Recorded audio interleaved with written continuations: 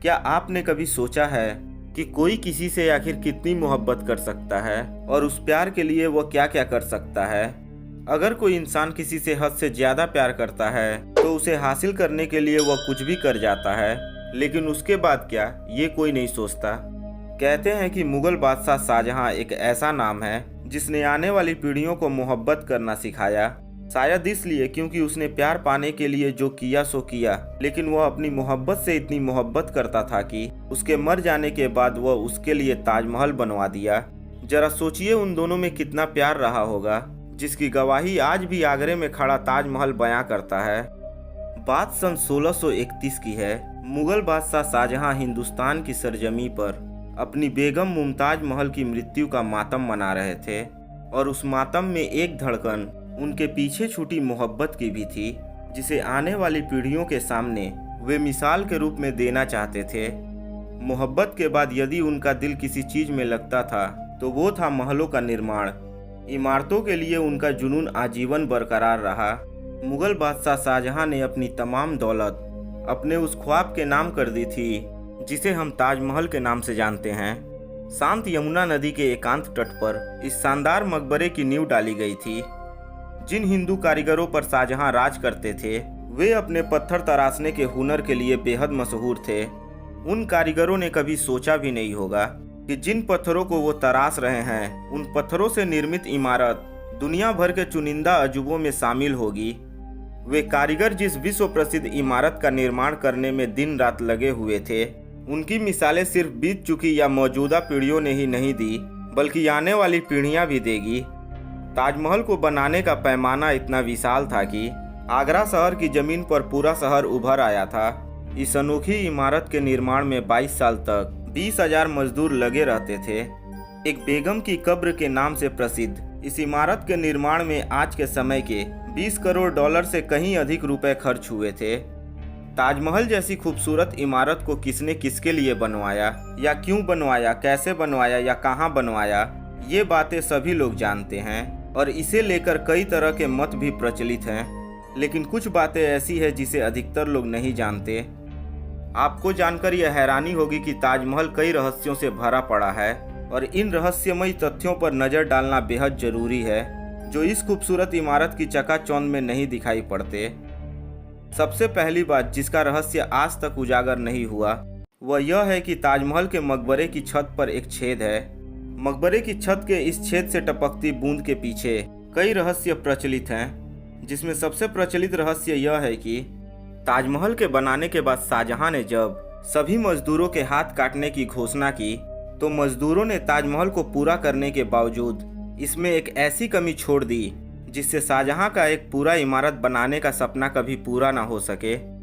शाहजहां ने जब पहली बार ताजमहल का दीदार किया तो कहा कि ये इमारत सिर्फ प्यार की कहानी बयां नहीं करेगी, बल्कि उन सभी लोगों को दोष मुक्त करेगी जो मनुष्य का जन्म लेकर हिंदुस्तान की इस पाक जमीन पर अपने कदम रखेंगे और इनकी गवाही चांद सितारे देंगे। कहा जाता है कि जिन मजदूरों ने ताजमहल को बनाया था शाहजहां ने उनके हाथ कटवा दिए थे, लेकिन इतिहास में वापस लौटा जाए तो ताजमहल के बाद भी कई इमारतों को बनवाने में उन लोगों ने अपना योगदान दिया जिन्होंने ताजमहल बनाया था।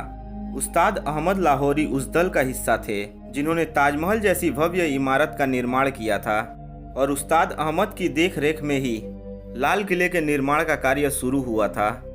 यदि ताजमहल की मीनारों पर गौर किया जाए तो आप देखेंगे कि चारों मीनारें सीधी न खड़ी होकर एक दूसरे की ओर झुकी हुई है।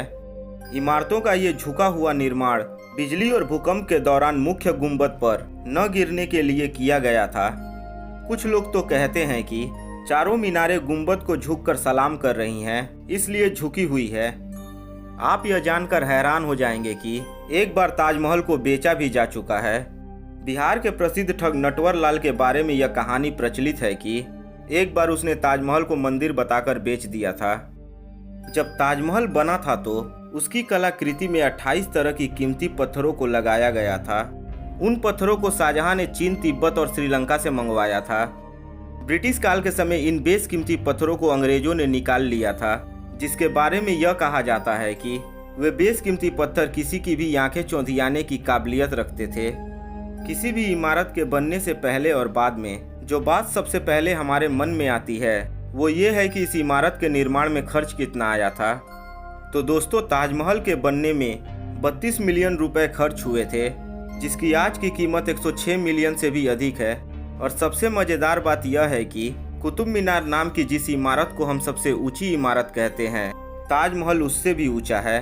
कुतुब मीनार को देश की सबसे ऊंची इमारत के तौर पर मापा जाता है, लेकिन इसकी ऊंचाई ताजमहल के सामने छोटी पड़ जाती है। सरकारी आंकड़ों के अनुसार ताजमहल कुतुब मीनार से 5 फीट ज़्यादा ऊंचा है। ताजमहल के प्रांगण में लगे सारे फव्वारे एक ही समय पर काम करते हैं। और सबसे आश्चर्य में डाल देने वाली बात यह है कि ताजमहल में लगा हुआ कोई भी फव्वारा किसी पाइप से जुड़ा हुआ नहीं है, बल्कि हर फव्वारे के नीचे तांबे का टैंक बना हुआ है, जो एक ही समय पर भरता है और दबाव बनने पर एक साथ काम करता है।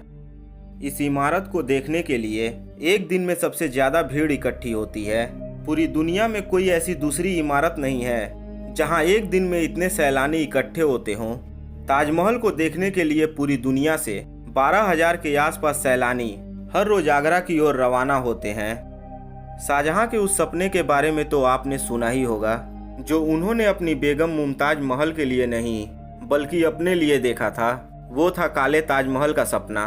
शाहजहां चाहते थे कि मुमताज के लिए बने सफ़ेद ताजमहल के बाद वो अपने लिए काला ताजमहल बनवाए, लेकिन जब उन्हें उनके बेटे औरंगजेब ने कैद कर लिया तो ये सपना हमेशा हमेशा के लिए सपना ही बनकर रह गया। एक बात जो हैरान करती है वो ये है कि ताजमहल का रंग बदलता है। ताजमहल अलग अलग पहर में अलग अलग रंगों में दिखाई देता है, और इस हैरानी की वजह है ताजमहल का संगमरमरिया सफ़ेद रंग का होना। सफ़ेद रंग हर रंग में मिलकर उसी का रंग ले लेता है। सुबह देखने पर ताजमहल गुलाबी दिखता है, दोपहर में दूधिया सफ़ेद, शाम होते होते नारंगी और रात की चांदनी में सुनहरा दिखता है। कहा जाता है कि ताजमहल शाहजहां ने नहीं बल्कि समुद्रगुप्त ने 6वीं शताब्दी में बनवाया था। जिस जगह पर हम आज की तारीख में ताजमहल जैसी भव्य इमारत देख पा रहे हैं, वहाँ पहले शिव मंदिर था, जिसे तेजो महालय के नाम से जाना जाता था, और उसकी छत से टपकने वाले पानी शिव जी के शिवलिंग पर बूंद बूंद करके टपकता था। दोस्तों, किसी भी बात के पीछे कई तरह के रहस्य और मान्यताएं छुपी होती है। यह वीडियो किसी भी तरह के सच के होने या न होने का दावा नहीं करता। इस वीडियो के माध्यम से हम सिर्फ उन चीज़ों के बारे में बात कर रहे हैं जो रहस्यमयी है और लोगों के कहे सुने पर आधारित है, और इसलिए रहस्य अभी भी बरकरार है। तो दोस्तों, ताजमहल के रहस्यों के बारे में आपका क्या कहना है, कमेंट बॉक्स में लिख कर हमें ज़रूर बताएं। अगर यह वीडियो आपको अच्छी लगी हो तो वीडियो को लाइक करें, अपने दोस्तों के साथ शेयर करें, और अगर आप सूर्या टॉक चैनल पर नए हैं तो चैनल को सब्सक्राइब करके बगल वाले बेल आइकन को जरूर दबा दें, ताकि आने वाली वीडियो का नोटिफिकेशन आपको सबसे पहले मिल सके। तो दोस्तों, मिलते हैं अगली वीडियो में। जय हिंद, जय भारत।